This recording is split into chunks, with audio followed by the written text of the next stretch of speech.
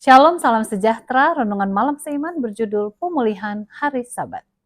Apabila engkau tidak menginjak-injak hukum Sabat dan tidak melakukan urusanmu pada hari kudusku, apabila engkau menyebutkan hari Sabat hari kenikmatan dan hari kudus Tuhan hari yang mulia, apabila engkau menghormatinya dengan tidak menjalankan segala acaramu dan dengan tidak mengurus urusanmu atau berkata omong kosong, maka engkau akan bersenang-senang karena Tuhan, dan aku akan membuat engkau melintasi puncak bukit-bukit di bumi dengan kendaraan kemenangan.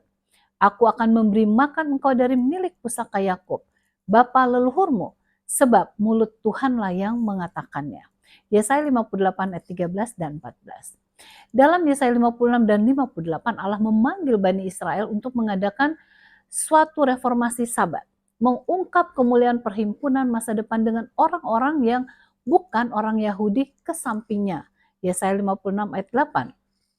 Maka ia mengaitkan keberhasilan misi penyelamatan ini dengan menguduskan hari Sabat. Yesaya 56 ayat 1 dan 2 dan 6 dan 7. Tuhan dengan hati-hati menguraikan pekerjaan spesifik untuk umatnya, meskipun mereka meliputi seluruh dunia. Hal ini terutama ditujukan kepada sekelompok orang yang mengakui sebagai orang percaya tetapi yang pada kenyataannya telah meninggalkan ajarannya. Yesaya 48 ayat 1 dan 2. Dia mengungkap misi mereka kepada orang-orang yang mengakui percaya dalam istilah-istilah ini di dalam Yesaya 58 ayat 12 sampai 14.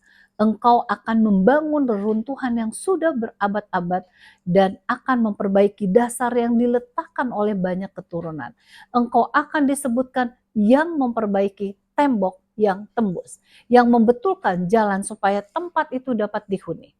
Apabila engkau tidak menginjak-injak hukum Sabat dan tidak melakukan urusanmu pada hari kudusku, apabila engkau menyebutkan hari Sabat hari kenikmatan dan hari kudus Tuhan hari yang mulia, apabila engkau menghormatinya dengan tidak menjalankan segala acaramu dan dengan tidak mengurus urusanmu atau berkata omong kosong, maka engkau akan bersenang-senang karena Tuhan, dan aku akan membuat engkau melintasi puncak bukit-bukit di bumi dengan kendaraan kemenangan.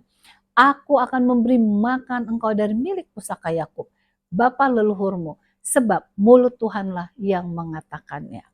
Misi Israel rohani adalah paralel dengan Israel kuno. Hukum Allah dilanggar ketika adanya kuasa mengubah Sabat.